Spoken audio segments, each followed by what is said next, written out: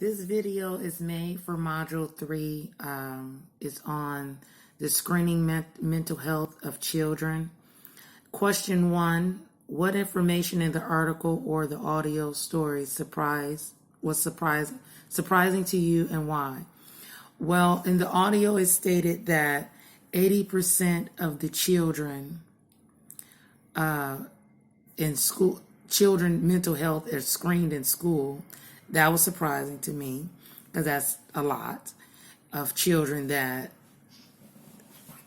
are found to be mentally ill in school.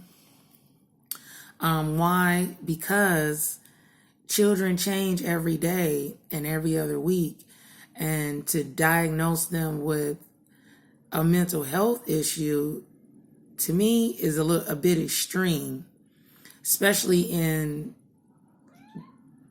preschool, kindergarten, grade 1, grade 2. This is surprising to me because a child shouldn't be labeled this unless something very, very traumatic has happened. That a death, they witnessed a parent dying, a fatal accident that happened to them. Like, that's surprising to me. But number 2, do you feel that schools have the responsibility to assess mental health of their students? Why or why not? No, I don't feel that, because a lot of, especially in the U.S., a lot of children are blamed for a non-active classroom. I had the privilege of working overseas and teaching overseas, and a lot of countries would never label their children mentally ill because the teacher lacks something.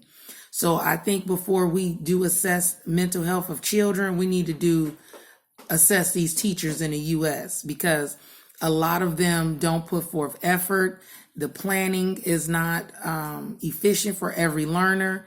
So no, I think mental health, if there's something that you believe that the child is mentally ill, that should belong to a physician outside of the school. Why I say that? Because the school benefits from the IDA, the Disability Educational Act. If someone has a disability, the school gets more money, and public schools do not get money, enough money all the time, just from direct funding. The IDA gives more money to public schools in America if they have children with disabilities. And claiming that a child has mental health issues is a disability. So no, I don't think that someone that can benefit from you having a mental disability should be the one should be the one saying that you have a mental disability. That's what I have to say.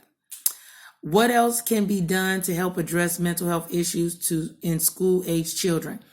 I think what needs to happen is, first, we need to do an overhaul of the teachers and make sure that they're teaching appropriately and using active classroom techniques so that the children are not labeled for a boring and unengaged classroom. They're not the ones that's being blamed for that.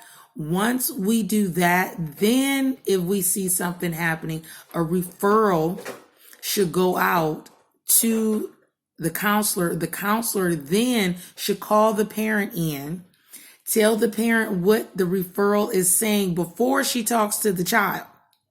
Why I say this? Because the parent should always be the one that says yes or no to any type of assessment. It should never be up to an educational system what they assess this child on, other than the educational standards that are in that classroom that they're supposed to be learning. So I think the parent needs to be called in, spoken to about that.